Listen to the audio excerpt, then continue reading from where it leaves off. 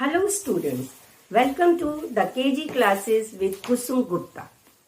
Today's lecture is going to be a complete package for you क्योंकि आज हम Adrian rich द्वारा लिखी गई पोएम आर्म जेनिफर स्टाइगर्स के वर्ड टू वर्ड एक्सप्लेनेशन करेंगे, स्टैंजा वाइज पोएटिक डिवाइस करेंगे, कीवर्ड्स करेंगे, इमेजरी और सिंबल्स की एक्सप्लेनेशन करेंगे। फिर आखिर में एक एमसीक्यू की वर्कशीट भी बंदी है। ये सब हम करेंगे and it is a complete package for you. So watch this video till end without missing any information, and I'm sure that you will find yourself better prepared for exams. So let us get started. First of all, what is the theme of the poem? Poem का theme जानने से पहले आपके लिए ये जानना बहुत जरूरी है कि Adrienne Rich is an American feminist poet. What is feminist? वो लोग जो औरतों के हकों की बात करते हैं, उनकी सोशो इकोनॉमिक पॉलिटिकल इक्वालिटी की बात करते हैं, they are called feminist. And Adrienne Rich was a part of women's liberation movement in 20th century. As such, the theme is a universal theme of suppression and oppression of women in male chauvinistic patriarchal society of late 20th century. ये दो words आप अच्छे से याद रखेंगे, suppression and oppression. Chauvinistic means superiority, dominance. This poem was written in 1951. The condition of women was not good in America also. पर क्या आज ये रेलिवेंट नहीं है? बच्चों, हम मानते हैं कि 21st सेंचुरी में विमेन एम्पावरमेंट के ऊपर बहुत काम हुआ है. Many women are adorning top ranking positions in the society. But ये भी बात सही है कि their number is very small. Limited number ही औरतों का है जो एम्पावरमेंट की ऊंचाइयों को छू पाई हैं. So, theme is relevant even today. Now, aptness of the title. Title बहुत सुटेबल है क्योंकि देखते हैं इसके बारे में.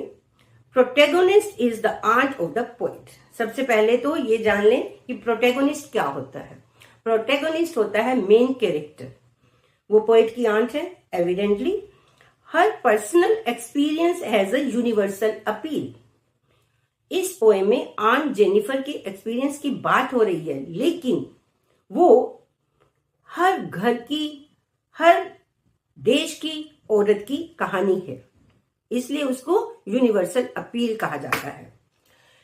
Tigers are not her pets or live animals. They are embroidered on a screen. तो ये भी आपको पता चल गया कि वो लाइव एनिमल्स नहीं है. But the title is suitable because the contrast between the aunt and her creation runs throughout the poem. पूरी पोएम में इन दोनों के बीच में कॉन्ट्रास्ट चलता है. So the title of the poem is very apt. अब पढ़ते हैं stanza 1. Stanza 1 depicts aunt's aspiration. Depict करना, describe करना, वर्णन करना. Aspirations, desires. Aunt Jennifer Staigers prance across a screen, bright topaz denizens of a world of green. They do not fear the men beneath the tree. They pace in sleek, chivalric certainty. सबसे पहले screen, green, tree, certainty. आपकी rhyme scheme क्या है? A A B B. अब देखते हैं difficult words. Prance. Prance means to walk majestically. Word of green means forest. Denizens, inhabitants. Bright topaz means bright, vibrant color of yellowish brown color of gemstone named topaz. Topaz एक gemstone है जिसका रंग yellowish brown होता है. Men beneath, पेड़ के नीचे छुपे हुए आदमी. Sleek means elegant, chivalric, courageous, powerful, certainty, confident. अब है explanation. Aunt Jennifer's tigers prance across a screen. ये हमें पता है. They are not live animals. They are embroidered on a screen, on a piece of cloth or a tapestry. What are they doing? They are not standing still. They are prancing. Jump कर रहे हैं. एक बहुत ही majestic और fearless चाल वो चल रहे हैं. Where? In the forest. Why? Because they are the inhabitant of the forest. उनकी स्किन का कलर कौन सा है? Bright, vibrant, yellowish brown. They do not fear the men beneath the tree. पहले में आपको टाइगर्स की इंट्रोडक्शन मिल गई. अब है उनकी qualities. They are fearless. They know. They are aware of the men hidden behind under the tree, but they are not afraid of them. In spite of it, they walk in elegance, full of confidence and nobility. Nobility or power. अब पूरे stanza में aunt Jennifer का कोई mention नहीं है, लेकिन you must know that aunt has created the tigers to embody her aspirations. अब aspirations कैसी हैं? सप्रेस्ड. आंट वैसी नहीं थी जैसी वो आज बन गई है. Why has she become as she is now? Because of the oppressive behavior of the uncle. So there is a contrast between aunt and her creation tigers. First contrast is visible with the use of the word denizens. Denizens एक ऐसी जगह के रहने वाले जहां पे वो पैदा हुए, जो उनका नेचुरल होम है. Tigers are living in the forest, but aunt has moved away from hometown to live with uncle after marriage. The tigers are fearless, but the aunt is afraid of uncle. Then they are walking proudly, elegantly, but aunt is timid, weak.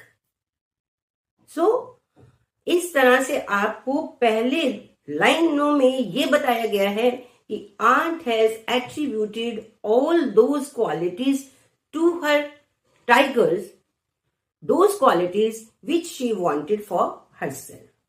वो सारे गुण जो अपने लिए वो चाहती थी वो उसने टाइगर्स को एट्रीब्यूट कर दिए हैं. अब देखते हैं इस स्टैंजा में कौन कौन से पोएटिक डिवाइसेस यूज हुए हैं. Bright topaz. टाइगर्स को टोपैज के साथ कंपेयर करके मेटाफर का यूज किया गया है. विदाउट, लाइक और एज से यूज किया गया है. थर्ड और फोर्थ लाइन में कंसेक्टिव लाइंस में डे वर्ड की रेपिटेशन आपको बताती है. यहां पे कौन सा डिवाइस है? Anaphora. Word of green, imagery. Imagery क्या होता है बच्चों? जब किसी वर्ड्स या फ्रेज के द्वारा आपकी मेंटल स्क्रीन पे एक पिक्चर बने जिसे आप विजुअलाइज कर सकें, क्लियरली देख पाएं, उसको हम कहते हैं इमेजरी। कॉन्ट्रास्ट मैंने आपको क्लियर कर ही दिया है। फिर भी आंट कैसी है? Timid and submissive, afraid of a husband. Tigers कैसे हैं? Fearless, elegant and confident. तो बच्चों, इस चीज को रिपीट करके मैंने आपके लिए और भी इजी कर दिया है। आप कुछ जो कीवर्ड्स हैं, प्रांस, फॉरेस्ट, एलिगेंट, कॉन्फिडेंट, इनको याद रखना, आपके पेपर में बहुत काम आएंगे। स्टैंजा 2 से पहले मैंने आपके लिए सिंप्लीफाइड वे में इमेजरी और सिंबल्स की डेफिनेशंस लिखी हैं। ये भी आपको बहुत काम आने वाली है। First of all, bright topaz denizens of a world of green. The phrase paints a vivid picture of brightly colored tigers living in a vibrant natural world that is forest. बच्चों, ये कंप्यूटर ने coloured की spelling ये बना दी है, लेकिन हम इसको COLOURED ही लिखेंगे। और विविड पिक्चर जो आप क्लियरली देख पाते हैं। क्लियर? अब आप इसको एज इट इज भी लिख सकते हैं। फिर they pace in sleek chivalric certainty. The line emphasizes the confident and assured movements of tigers, suggesting the sense of mobility and grace. It is nobility, NOBILITY, and grace. तो ये line भी आपको paper में अक्सर पूछे जाता है इनको एक्सप्लेन करना, और आप इस तरह से वहां एक्सप्लेन कर सकते हैं। Next is stanza 2। स्टैंजा 2 में क्या है? It depicts reality of aunt's life.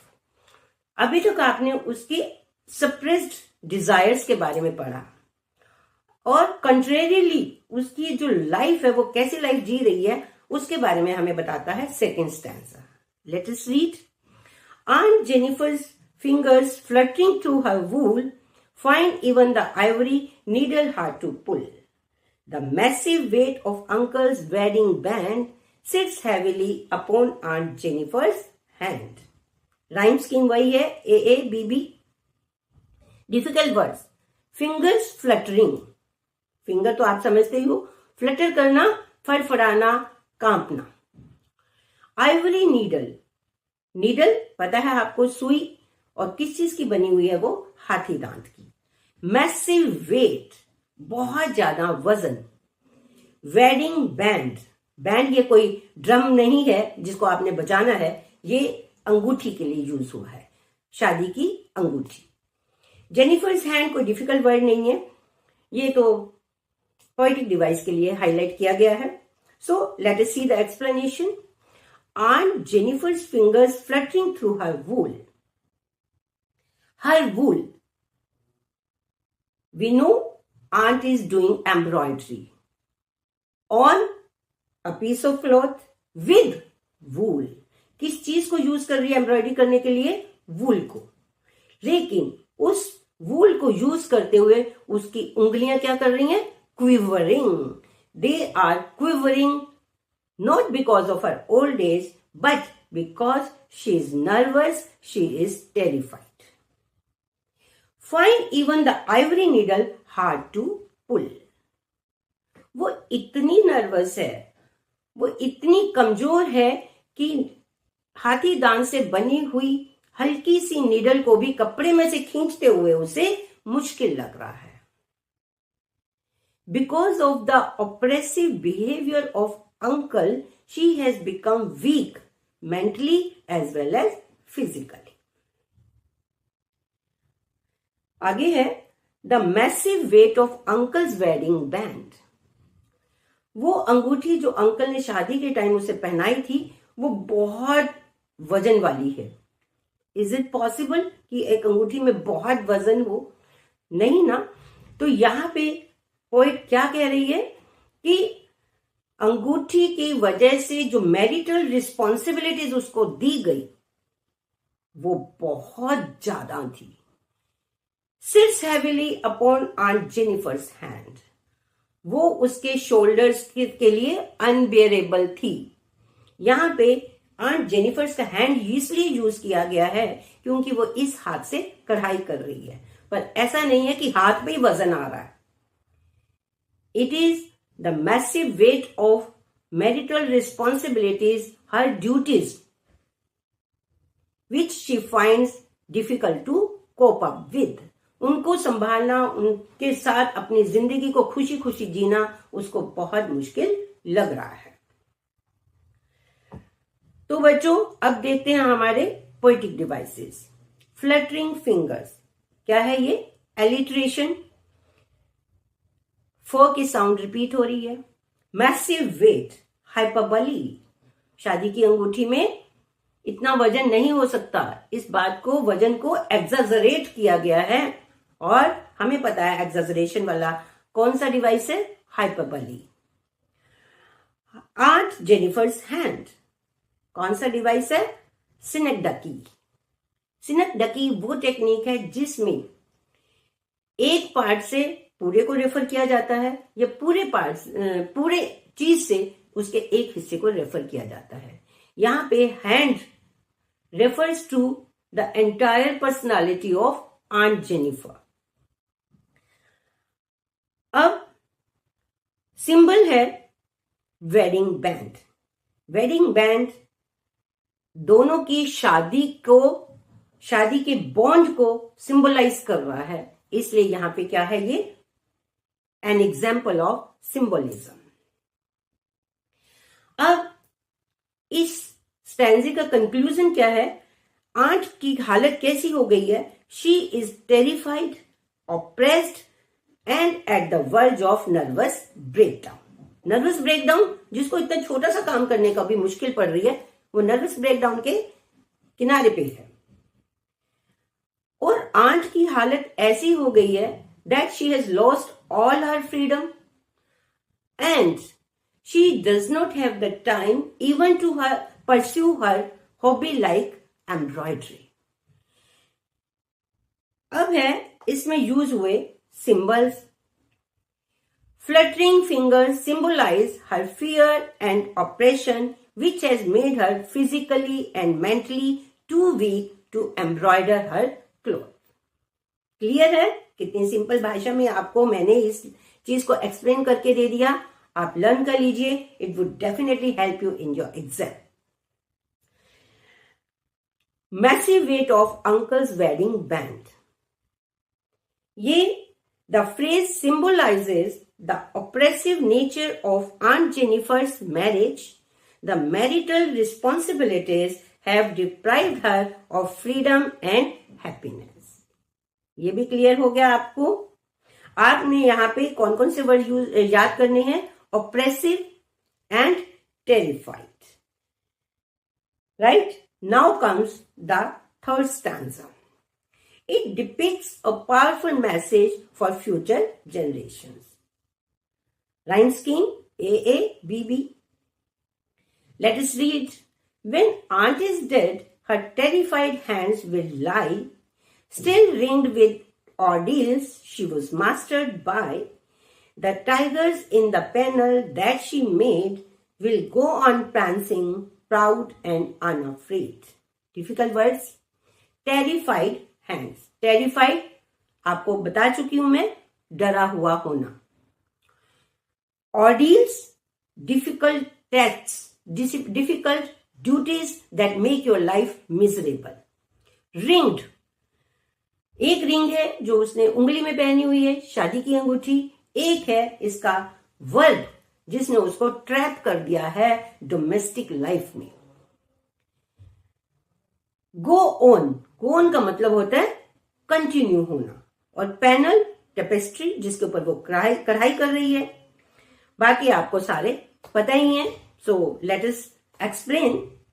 When aunt is dead, her terrified hands will lie still ringed with ordeals. ये लाइन यहां तक है समझने के लिए.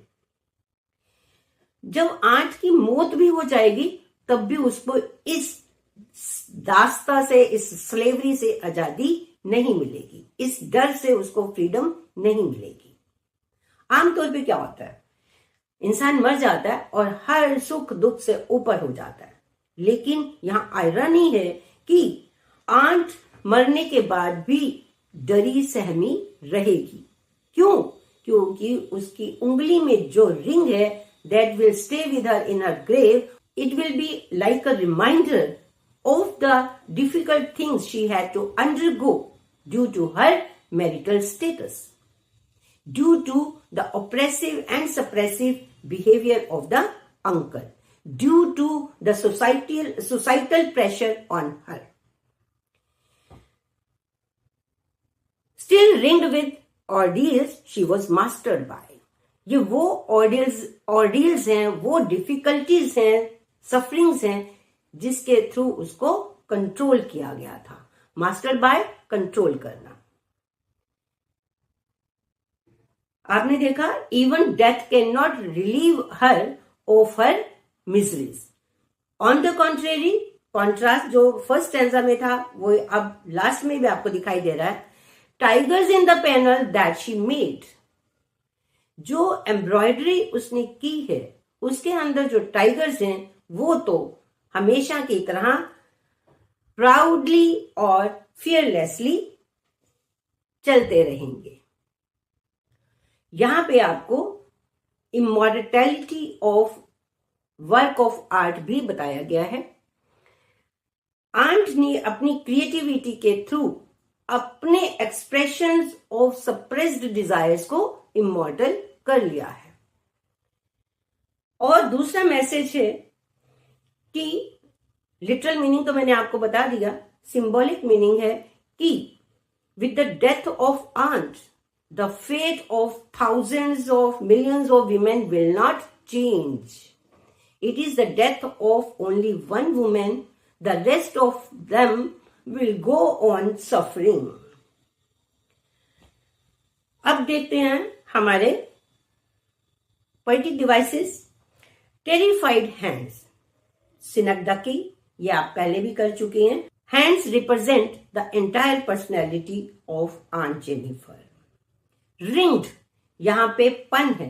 पन कौन सा डिवाइस होता है जिसमें एक शब्द के एक से ज्यादा मीनिंग वहां पे डिनोट हो रहे हो, कन्वे हो रहे हो। और यहां पे रिंग्ड के दो मीनिंग कौन से हैं? Wearing the wedding band, wedding ring in her finger, and दूसरा है एनसर्कल्ड या ट्रैप्ड, उसको ट्रैप कर दिया गया है डोमेस्टिक रिस्पॉन्सिबिलिटीज के साथ।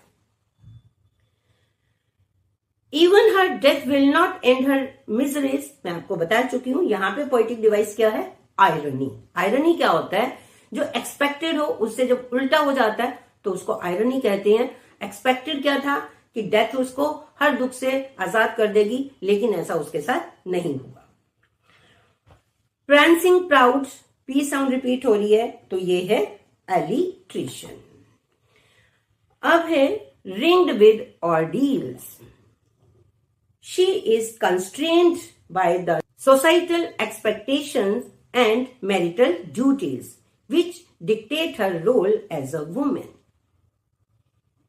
सोसाइटी हमारे को ये बताती है कि ये औरतों के काम है, ये आदमियों के काम है। तो और उसके साथ ही हमारी एक्सपेक्टेशंस वैसी ही उनसे हो जाती है। तो ये जो सोसाइटल एक्सपेक्टेशंस हैं और जो ये उनसे बताई गई ड्यूटीज हैं, ये हमारी आजादी को छीन लेती हैं। कंस्ट्रेंट करना, रिस्ट्रिक्ट करना, कौन रिस्ट्रिक्ट कर रहा है? Societal expectations. अब है will go on prancing proud and unafraid. The line implies that tigers will continue to symbolize Aunt Jennifer's desires for freedom and fearlessness even after her death. The tigers are inanimate and captured in a tapestry so they can exist forever. तो ये आपका explanation है। फिर है आपका message of the poem. Poem का message है, we should learn from the past and work towards a more equitable and just society where all the individuals regardless of their gender, should have the opportunity to express themselves and pursue their dreams. उनका हाल वो नहीं होना चाहिए जो aunt Jennifer का हुआ। हमें एक ऐसी सोसाइटी बनानी है जो कि जस्ट है, न्यायप्रिय है और इक्विटेबल है, सबको इक्वालिटी का हक देती है और सभी अपनी जिंदगी विद रिस्पेक्ट एंड प्राइड जी सकें। ऐसी हमें सोसाइटी बनानी है। ये किसका मैसेज है? As a feminist, Adrienne Rich का। एज अ फेमिनिस्ट मैं आपको बता चुकी हूं what is a feminist. Adrienne Rich champions the cause of womanhood across the globe. तो आपकी पॉइंट कंप्लीट हुई। बच्चों, जो इसके कीवर्ड्स हैं और जो इसकी एक्सप्लेनेशंस हैं और जो इसके पोएटिक डिवाइसेस हैं, आप बार बार करोगे तो आपको याद हो जाएंगे और आप पेपर में बहुत अच्छा परफॉर्म करोगे, ये मेरा पूरा विश्वास है। With this words, good bye.